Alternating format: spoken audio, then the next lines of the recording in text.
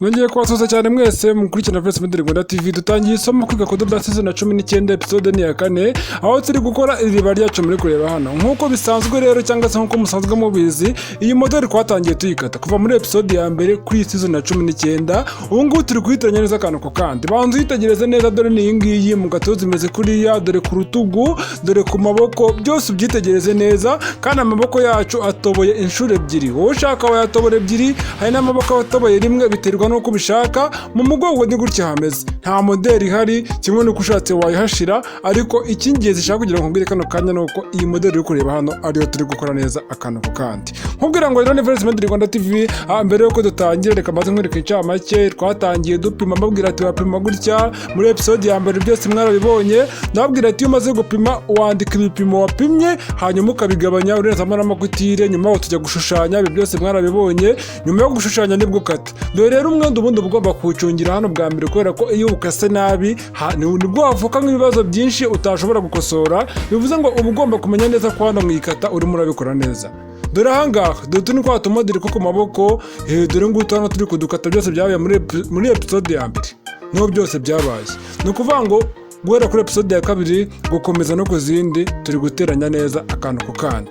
Urabona rero byose ni dore ibintu byose tuzabikora, kuko hano managiye nkora incamake nkavuga ngo kagende mbereka zimwe mu ngingo z'ingenzi, cyangwa ngende ndeba nk'utuntu tumwe na tumwe ntubereke, kugira ngo umuntu uri kwiga cyangwa se umuntu utangiriye aho tutatangiriye amenye ko ari ibyo yatarutse. Ushaka kwiga wenda ugeze nk'ahangaha, ahangaha ngeze turi gushyiraho moderi y'imbere, kumbi ntiwarebye uko bakata, ntiwarebye uko badubura, ntiwarebye uko bakora n'izindi moderi, uhise utaruka. Rero iyo nkoreza zino ncamake umenye ibyo ari byo. Hano aho tuzaba turi gukora amayepensi, nazo tuzazisubiramo.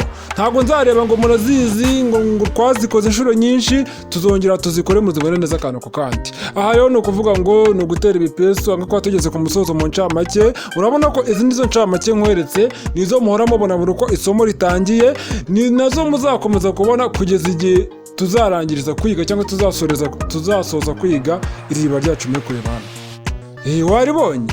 Dore ngiri riruze rimeze neza. Rero ntabwo gutinda nkubwira ati wowe mushyashya kora subscribe, numara kuyikora, nimba utarayikora uyikore. Numara kuyikora dukomeze twagarukiye nta gutinda. Dore ni hano mwarabibonye episode yabanjirije iyi ngiyi twari turi kudubura, mbabwira ngo turafunga ku mpande no hasi no ku rundi. Ku mpande ni ahantu habiri, ku mpande hano hejuru turahihorera. Dore ahangaha impamvu nahihoreye, ahangaha nyine ndi gukata, kuko iyo umaze kudubura uhita ukata nyine, papoline ikajya ku murongo ungana n'igipande kiribayo. Ntabwo warekera papoline irengaho kuriya, ntabwo byaba ari byo. Ni ukuvuga ngo hariya kumaha ndi gukata kuriya, impamvu ntahafunze ni uko ariho duhera ducomeka amaboko. Hariya ku ijosi nayo impamvu ntahafunze ni ukubera ko hazajya moderi, ariko ijosi ry'inyuma ryo nzarifunga kuko nta moderi ijyaho. Icyitonderwa, hari utumoderi akonye kuza abantu basobanurira, hariya nyasobanura ngo sobanukirwe ino moderi. Mwabibonye ko n'ubu ngubu nongenda bisubukura. Ni ukuvuga ngo hari ahantu bizabafasha cyane. Hari nk'amamoderi baba bakora ugasanga ntafite amaboko, cyane cyane iriya myenda y'amatete idafite amaboko. Dore ni nk'amazi yo gusiga n'ubundi wikatira, wajya kudubura hejuru hose ukahafunga. Noneho ufite ukuntu wabikoze nyine igahita ikwegera neza, cyangwa se ukabikora kuri wenda ukazashyiraho akantu k'agashumi ku rutugu. Mujya mubibona cyane cyane ku mamoderi nyine agiye akoze ukuru, cyane cyane nk'imyenda imwe bita ngo ni iy'ibirori cyangwa ni ceremony. Murabizi iyo myenda imeze gutyo y'indodeshanya rwose, akenshi niko bakunda kuyikora. Ibyo ngibyo mbikubwiye kubera hari ahantu turimo turadubura, nk'abantu mujya mubona imyenda idafite intugu haruguru, ukabona nta rutugu ifite, ariko ukabona igarukira hariya ku mabere gusa. Rero urumva ko ni akantu baba bakase gusa nyine, nabyo tuzabyiga n'ibyo byose. Ahangaha tugiye kudubura nabwo ikindi gipande. Narakubwiye ngo ni ugufunga ku mpande zombi. Ngiye gufunga kuri uru ruhande rwa hano hino mu kwaha hamwe, ku ruhande rumwe, nongere mfunge mu rundi ruhande rwo hagati na hagati, kubera ko ikindi ibipande by'inyuma ni bibiri. Kuva rero ari bibiri, bishatse kuvuga ngo nifunga uruhande rwo mu kwaha, ndongera mfunga urundi ruhande rw'ahandi inyuma hagati na hagati hajya imashini, kuko ntabwo navanga uruhande rumwe ni mu kwaha ngo n'urundi ni mu kwaha, kandi ari ibipande bibiri by'inyuma. Iki ni kimwe, bivuze ngo uruhande rumwe hano ni uruhande rwo mu kwaha, urundi ni urwo hagati na hagati hamwe y'imashini. Ni ibisanzwe gufunga, kandi mu gihe cyose ugiye gutangira kudoda umenye neza ko wapfunditse urudodo. Ni itegeko, ugomba kumenya neza ko wapfunditse urudodo. Wivuga ngo uri kudubura ngo n'ubundi kudubura ngo nta ribi, pfundika urudodo rwawe kuko hari igihe rucika bigasa nabi. kandi reka nkubwire ko iyo umwenda wuzuye wenda rukaba rwacika ntabwo wapfa kurusubizamo kandi waramaze kudubura, guhindura, gutera ipasi, guteraho amaboko, ibintu nk'ibyo. Habaye impamvu yatuma ujya kongera kuhafunga, hari igihe byagusaba kongera guca wa mwenda kugira ngo ubone ukuntu ufunga ahantu haba hacitse. Naha hasi urabona ko ni ukuhafunga hose kandi ku murongo. Reba kuroma no gutwara, reba ikiriya kiganza cyanjye ucyitegereze. Ndabanza nkakirambura ku mwenda kuriya, umva nkamenya ko nagisashijeho hose, nkabanza nkareshyeshya, ntabwo mpita nihuta. Wa muntu uvuga ati ngiye menyereye kudoda reka nihute, ntabwo uhagarara mfite iminota mike, jya ugenda gake. Hari ukuntu wihuta kuri ugasanga papoline wayikuruye cyangwa se igipande nyizina kiribaya wagikuruye, noneho waze kujya gukata nyuma. Hari n'umuntu uhita yihutira gukata, ntabanza rebe ese ubundi ibyo nadubuye nabikoze neza, ese ubundi papoline n'igitenge nyirizina birareshya nta kibazo, wowe ugahita wihutira gufata umukasi ugakata. Nyuma yo ukaza gusanga wakoze amakosa, hari aho byahengamye, hari aho byakuruye. Ibyo byose ni ibintu biteza ibibazo, rero ugomba kwigegesera. Mbabwira ati ibintu byo kudubura nyine biri gutindamo gake, ariko narababwira ati ni akantu ko kandi ntabwo njye nataruka. N'uwarambirwa wese akajya muri comment akambwira ati byarambiranye, gerageza wihute. Ntabwo nabikora ahubwo nakwihura nanjye n'ikintu ngusubiza, wowe ugategereza. Wazumva ushaka kwihuta nyine ukazategereza ibyo ushaka, nta kundi. Noneho wakumva ushaka ko tugendana akantu ko kandi ukeneye kumenya byinshi, tugendane nyine gakeya, buri kantu kose tukarebeho. Cyane cyane ko abantu basigaye bishimira ukuntu usigaye nkora akantu ko kandi, n'ubundi mbyibandaho. Wenda igice cyo kwiga moderi nacyo hari igihe njya nyigisha, hari kwiga moderi tugeze nko ku gace nko ka 50 urumva ko tugeze kure. Ahangaho turi kuri season ya 19, bivuze ngo turi nko ku gace ka 19 hano. Ariko mu kwiga moderi ko ukuntu aba ari tugufiya, kwihuta dukomeza n'izindi, tugeze kure. Ariko ahangaho ko ari akantu ko kandi ngeze ku gace ka 19, ubwo ni season ya 19. Ariko amavideo arimo ntiwayabara. Buri season ifite amavideo menshi kubera ko ari akantu ko kandi. Ariko mu kwiga moderi se ko aba ari akavideo kamwe, se mubimenyere ko ari akavideo kamwe. Natangiye bwa mbere nkora nimba iriribaya ry'agasinga ryageze n'amasaha ngahe, ariko uko ngenda ndushaho gutindaho niko ngenda mbyoroshya kandi nkabyoroshya ku buryo bitazabacanga. Nangamba ngomba kubanza ngashyiraho akagwa kubera ko n'akadodo kaba karimo, ariko hano ku ijosi nakubwiye ngo turahafunga. Niyo mpamvu nje kuhafunga nyuma kugira ngo bibone mu gihe cyose nta moderi ijyaho, utazahakenera mbega urahafunga.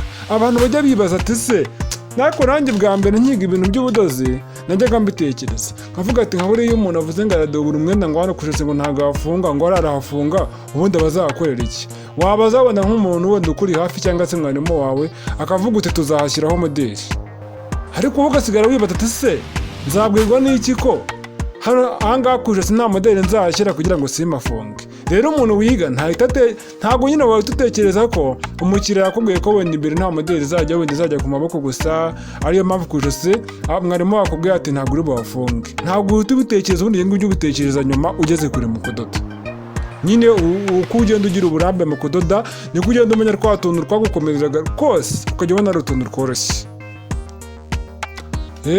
Nanjye byakundaga kumbaho da. Noneho ngewe buriya hari n'umuntu najyaga ndodera, so umuntu yirirwa njya kumuha, nta n'impamvu yo kumuhisha. Ni ukuvuga narababwira ati ngewe ibintu by'ubudozi buriya nabikuye kuri mama wanjye. Mama wanjye yari umutayeri, n'ubundi ariko ni umutayeri, n'ubundi ariko ndetse rega ubundi iyo umuntu agiye kudoda ari ibintu byiwe ntabwo apfa kubivamo. Akenshi nyine aba ari ibye, niyo yanabivamo ntabura ukuntu wenda asubira kongera akajya abikoraho gahoro, ariko ntabivemo burundu. Iyo wabikoze nyine ari ibintu umva ari ibintu rwose uhaye umwanya wawe, ukeneye kumenya byinshi, buriya niyo wanabivamo n'ubundi ni nk'abo birimo gakeya. Rero burangiyewe mu gihe nyine nabaga ndi kwiga kudoda gahoro, ariko na mama namudoderaga akambwira ngo, nkamubwira ati nese ku ijosi mafunge simafunge, urahafunga ngo harajyaho moderi. Iyo ku ijosi hajyaho moderi ntabwo uhafunga, ariko nta moderi ijyaho urahafunga, kandi nabwo biterwa. Hari moderi ushobora gushyira ku ijosi n'ubundi igasaba kuri buhafunge. Mbabwira ari iyihe? Dukomeza kudubura hano, ni ukuvuga ngo iyo moderi ngo reba iribaya, hari iribaya umuntu akora akaryuzuza, yamara kuryuzuza byose neza akabona guteraho akantu k'agashumi kazengurutse ku ijosi.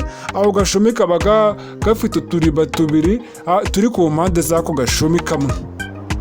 noneho ugashyiramo fronse, noneho ukajya ugatenga ku ijosi kakazenguruka ijosi ryose. Iyo moderi ntimuyizi? Murayizi, nanayikozeho ndanayisobanura neza harangwa muri sobanukirwa iyi moderi mu minota 3, narayivuzeho bihagije iyo moderi. Ni ukuvuga ngo iyo ni imwe muri moderi mbabwiye ushobora gukora mu kudubura ugafunga ku ijosi, kandi n'ubundi ku ijosi hazajyaho moderi. Ni urugero mba mbahaye, utazagira ngo moderi zose ngo ku ijosi ngo iyo hajya moderi ngo ntibahafunga. Hari n'aho bafunga, nk'iyo moderi barahafunga. Niyo mpamvu nkubwira ati ugenda ubimenya gahoro gahoro, ntabwo ari ibintu uhita umenya ako kanya, kuko hari n'igihe ubwira ngo ndasobanukiwe 100%, nyamara ejo wenda ukazajyana n'akabazo wakibaza. Byose ni gahoro gahoro, wowe ujya ugenda ukora ubushakashatsi gusa. Hano hasi naho turahadobora tuhafunge gahoro gahoro. Video ntabwo nayihutisha pe, hari igihe nyine mba numva nk'ubu ngubu ibintu byo kudobora mwamaze kubibona nkavuga ati so washyiramo akantu k'agaspeed gakeya, nibura video mukayabona byihuta nkahita mbereka ko wamaze kudobora. Ariko ntabwo nabikora mu rwego rw'uko mbona basezeranyije ko ari akantu ko kandi rega manishize mu mwanya wanyu, mvuga ati nawe uri kwiga kudoda, uri ku mashini. Ese reka nkubaze, mu gihe uzaba uri ku mashini uri kudobora uzihutisha gute? Wagize ngo uzadoda birenze gutya ndi kudoda? None se uzabyihutisha ubone wasoje kudubura, uzasoza ibyo utakoze, uzasoza ibyo utahaye umwanya ngo bikore. Bishatse kuvuga ngo rero ntabwo wemerewe nawe kurambirwa hano, ngo birango byarambiranye, hita wishyira mu mwanya wawe kuri murabikora, n'ubundi biragenda gake kuriye. Biramba mvuga ngo ndihutishije nyine ni nk'akantu k'imiyaga mba mbashyiriyemo, ariko mba mbizi ko nkoze amakosa. Aba ari amakosa ubundi nagakwiye kugenda gahoro. Niyo nakora video ikamara amasaha ngahe, niyo yatinda gute, niyo yarambirana, niyo bamwe na bamwe mwatangira gusinzira wenda muri kureba rino somo ugasanga ibitotsi biraje koko mwabirambiwe, ariko ari akantu ko kandi birumvikana. Ariko hari ukuntu mborohereza mu kwiga moderi pe, ngatamyihutisha buramba nabyihutishije cyane kandi nkagerageza bikumvikana. Ariko ubundi nyine harabura mbankoze amakosa ariko nta kundi. Nkabona ko maze gufunga ku mpande zombi, maze no gufunga hasi, igisigaye ni hano ku ijosi. Nkubwira ngo kudubura bisa nkaho bigiye kugera ku musozo, nsigaje kudubura amaboko twarayadoboye, ndumva tutarageraho. Ni ukuvuga ngo nyuma yo kudubura mukurikira neza akantu ko kandi, kuko iyo umuntu amaze kudubura ikintu akora mbere yuko njya mu bintu by'amayipensi ngo n'ibiki byose ndabanza moderi. Ni ukuvuga ngo hari umuntu ushaka guhita yirebera moderi agahita arikiraho ngo gukurikirana n'ino somo, akavuga ati n'ubundi moderi ndayibonye, ibindi ntabyo ndi bukurikirane n'umuntu nsanzwe mbizi. Bishatse kuvuga ngo rero nimba ari aho wifuza humura n'ubundi hagiye gukurikiraho mu kanya, ariko ntabwo nakugira inama yo kuvuga ngo birebe maze uhita urekera aho ngaho. Nimba turi kwigana tutangirane tunasozanye, kuko n'ubundi wawe uri kubikora ntabwo wabisiga utabyujuje. Ushaka kuba ukomera nka ba bantu biga kudoda nyine b'abanyeshuri baba bavuga ngo mfa kuba nabonye iriya moderi yo mu gatuza no ku maboko ngo n'ubundi ndabiteranya ngo wenda umuntu uzabyambara, ko n'ubundi ngo ari umwenda wenda ushaje ndi gukoresha, ko ntazanawugurisha ngo mbone ku mafaranga. Biri hano ubundi byo guteranya ndabizi, reka mbyihorere ubwo mbonye moderi yo mu gatuza nayikoze no ku maboko, n'ibiriya nashakaga gucomeka amaboko simbizi amaye yo gusiga, ugasanga nibyo ngibyo uri kwishiramo. Reka nkubwize ukuri, ntabwo nkwanga ngo ndakubwira gutya, icyo wazi kiri kwihumukira kandi ngibyo wazabyicuza. Ntabwo nguteze iminsi oya, ariko ibyo bintu wabyicuza. Mbwira ngo wabyicuza gute? Uko urushaho gusubira mu bintu uzi niko ugenda urushaho kugira uburambe cyangwa se kubimenyera. Noneho uko ugenda ubikora gake niko bigenda birushaho kukunaniza. Ibyo nshatse kuvuga urabyumvishe? Kara ndimo ndakataho hariya naho kugira ngo nimpindura bihindurike, ariko niyo ntanagakata nta kibazo, kubera ko hari n'ubundi ntabwo higonze cyane ku buryo bakanga guhindurika. Ibyo bintu ugomba kubyumva, uko ugenda ukoramo ibintu cyane byisubiramo niko ugenda ugira icyo twakwita nk'uburambe cyangwa ugenda ubimenyera nyine.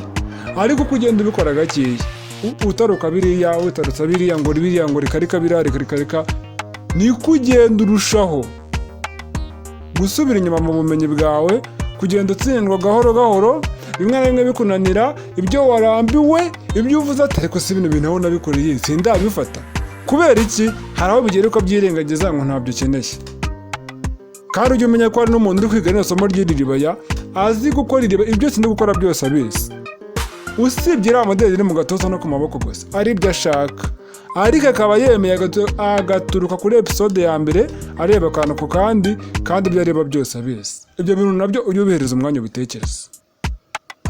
Bano bangira mba nanabagira n'inama, n'ukuri mba mbagira inama pe. Yega nanjye buriya nkunda guharanira kumenya ibintu byinshi, ntabwo ari kwikunda kuko nabimenya nawe niko wabimenya. Ariko ikibazo bantu bavuga ati no kwikunda ni babandi babyirengagiza, ugasanga umuntu agiye kuvuga ati uriya muntu arinaniza ibiki n'ibiki, nyamara ugasanga ufata umwanya ukabyiga, ejo n'ejo bundi ufite ibyo ugezeho, undi nawe ati yabigezeho gute, kandi wapfushaga umwanya busa mu gihe undi ari kwigira. Cyangwa rero ngaho twagiye kudubura amaboko. Kudubura amaboko rero hari ukura amaboko ngo tuyadubura ngo tugafunga hasi tugafunga hejuru, ni ukuvuga ngo narakubwiye ngo ahantu hatajya moderi hose turahafunga, ni ibisanzwe. Aya maboko yacu rero hari ukuntu umuntu akora amaboko umuzenguruko wo hasi ku kaboko cyangwa se ku musozo w'akaboko hasi hazajya moderi. Icyo gihe ntabwo turi buhafunga kuko hazajya moderi, kimwe nuko twahafunga bitewe na moderi zajya wenda ari inyomekano. Ariko hari ukuntu umuntu akora akaboko no hejuru hakazajyaho moderi ku rutugu nk'uko hano bimeze. Nimba hejuru hazajyaho moderi ntabwo turi buhafunga, keretse bibaye ngombwa yuko tuhafunga, ariko ntabwo turi buhafunga. Niyo kintu ngiye gukora, reka mbere nko nkasa agapapuline gatoya kugira bize kumfasha mu kanya muri episode ya 5. Ntimucikwe dukomeza kudubura amaboko, dusoza kuyadubura, noneho dukomeza sasa rero ku muntu tugeranye hano. Menya ko ahantu tugeze ni ukuvuga ngo tutangiye kwinjira noneho sasa mu gukora moderi. Ntucikwe. Ni Valence Moderi Rwanda TV, ndabakunda cyane, bye bye. Reka tubonane muri season ya 19 episode ya 5 nayo uyu munsi none ahangaha mu kanya. Nimba iyi ngiyi uyibonye ntabwo ari bushira akanya utarabona iyindi ya 5. Kitegereze gato irabije, kandi nkubwira ati umenye neza ko wakoze subscribe, kandi ikindi nimero y'inkunga ngiyaho ngaho wadushyigikira, kandi ikindi nizere ko wagiye muri groupe, uba utarajya muri groupe unyandikire umbwire ngo shyira muri groupe, ndahita ko ngufasha ujyemo. Amategeko n'amabwiriza birubahirizwa. Bye bye, ndabakunda cyane, naho muri ISOMO.